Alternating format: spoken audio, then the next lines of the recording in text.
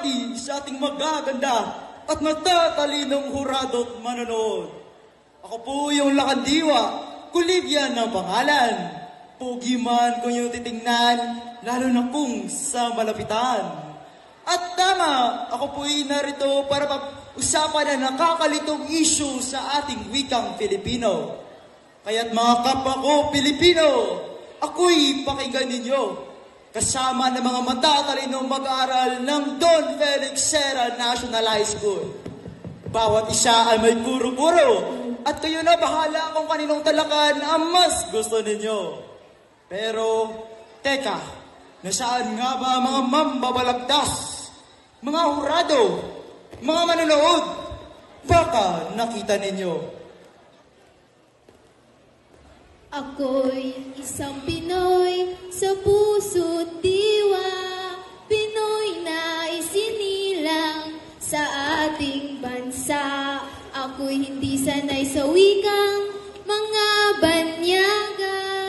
Ako'y Pinoy na mayroong sariling wika. Wikang pambansa ang gamit kong salita. Bayan kong sinilangan, hangad ko lagi ang kalayaan. Sigat Jose Rizal nooy nagwika, siya ay nagpangaral sa ating bansa. Ang hindi raw magmahal sa sariling wika ay higit pa ang amoy sa mabahong isda. Mahal kong lakandiwa, ako ba'y iyong hanap? Sapagkat ako'y nasa tabi lang at sadyang sa'yo'y nakaharap. Ako'y nakatimpi at damdamin napakasidhi. Sa isyong tatalakayin, ako ay magpupunyagi. Sapagkat kung kagandahan lang ang pag-uusapan, ako ay may sadyang kalamangan. At kung talas ng isip ang pag-uusapan, ako'y aangat dyan. Sapagkat aking hanap, aking katapat na mambabalagtas, na sa pakiwari ko, siya'y aatras. Ops, ops, ops! Narito lang ako, katoto. Kinakabahan ka ba na ikaw ay aking matalo? Usapin sa wikang Filipino, ako yata'y eksperto. Umaasa ka bang ako'y hindi makadadalo? Lisensya ay nakalimutan, ako'y nahuli ng LTO. Pero dahil sa husay ng aking dialogo, gamit ang wikang makabago, ako ay nakalusot at naparito. Upang ipakita ko sa iyo kung paano kita ilalampasok. Dahil sa entabladong ito, di ka mananalo. Sandali lang aking mga kaibigan, bago natin simula na mainit na balagtasan, mga hurado at manonood, nais namin ng inyong masigabong na palakpakan. Pasya nga ba ng gobyerno ay makatarungan o di makatarungan? Binibining-ilin, iyong pasisimulan. Talagang kamangmangan ngayon ng mga kabataan ay sadyang walang katapusan. Kung hirap nga sa elementarya, sekundarya, bakit tatanggalin pa sa tersyarya? Kung sa tingin niyo ito'y simpleng asignatura lamang, bakit karamihan sa estudyante nagbabagsakan? Dugot pawis ang inalay ng ating mga ninuno. Makamit lang ang wikang talagang para sa atin. At ngayon ikinahihiya mo, ikaw ba talaga ay totoong Pilipino o isa ka rin sa isdang mabaho? Wika nga ni Rizal, kabataan, pag-asa ng bayan. Ngunit paano ka magiging pag-asa ng bayan kung sariling wika ay iyong tatalikuran? Wikang kinagisnan at ating kinalakihan. Ngayon, sinusuka mo ng tuluyan? Di naman masamang tumangkilik ng iba.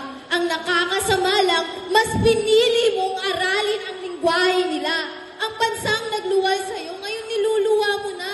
Ang bansang pumuhay sa'yo, ngayon pinapatay mo na. Tingnan mo nga itong aking kaharap. Hindi pa nga ako nagsasalita, parang bulkang sasabog na bigla. Ako ay Pilipino, buong katapatang nanunumpa sa watawat ng Pilipinas. Yan ang pang-araw-araw na isinasambit ko. Sino ba nagsabi sa iyong lupang sinilangan ay niluwa ko? Yan kasi ang problema ng mga Pilipino. Makitid kung mag-isip at sadyang sarili lamang ang iniisip. kung ang pag-uusapan ay pagbabago, agad tumatalima at nag-aalboroto. Kung ang asignaturang Pilipino ay tatanggalin sa kolehiyo, agad tayong mga Pilipino ay aasenso at mga mag-aaral ay madaling matuto at makahanap ng trabaho sapagkat pinagtutuunang pansin na ang pag-aaral ay makatutulong sa kanilang landas na tatahakin sa pagkamit ng pangarap at mithiin.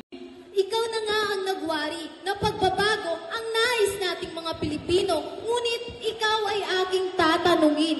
Sapat ba ang iyong kalaman sa wikang atin? Pilipino ka ba? Dahil kung Pilipino ka, nasa sarili mo ang pagbabago at wala sa wikang makabago.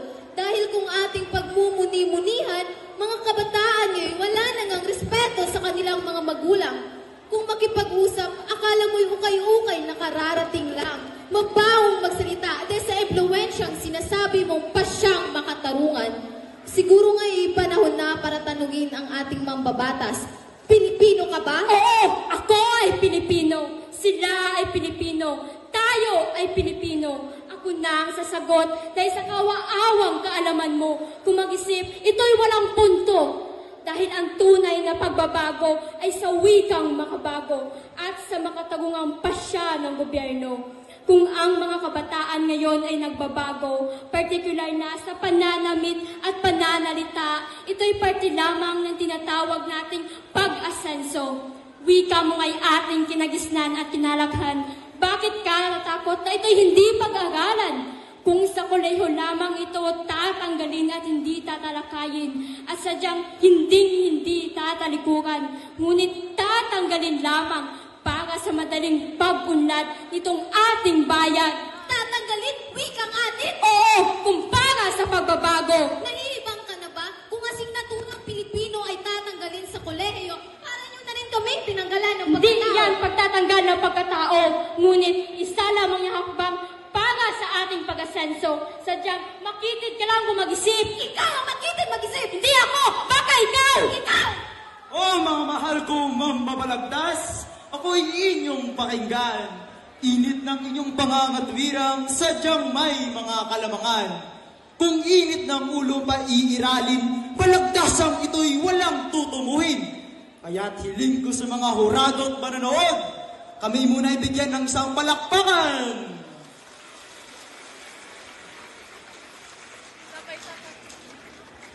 Ngayon, ating simulan. Paglalagom nila ay ating pakinggan. Magsimula ka, binibining Elin. Totoo nga na ang mga Pilipino ay nakatatamasa ng demokrasya na tulad ng wikang Pilipino, ito ay pinaglaban. Dapat pasya ng nakakarami ang dapat na maghari. Dahil sadyang wikang Pilipino ay pinag-aaralan sa asignaturang Pilipino. Ito yamang atin at dapat palaguin. Sapat na ang Spratly Island ay sinakop nila.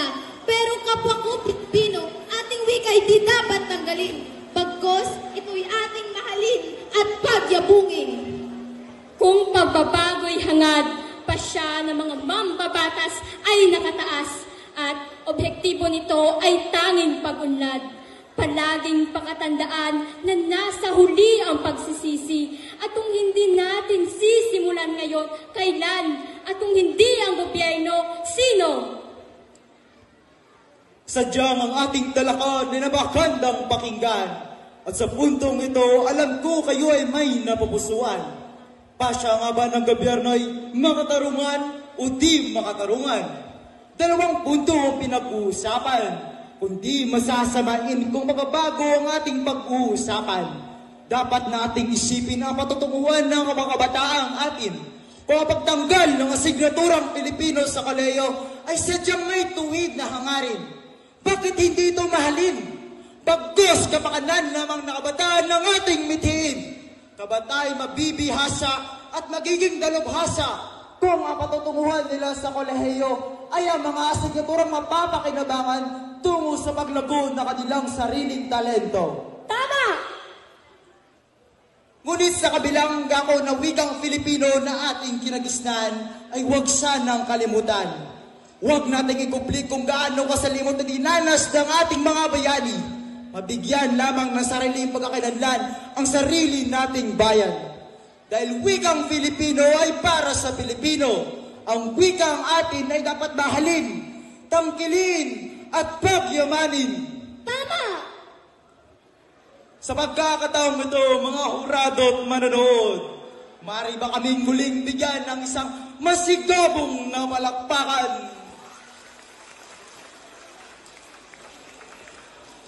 Pasya ng Korte Suprema tungkol sa wika at panitikang Filipino sa kolehiyo. Makatarungan ba o di makatarungan?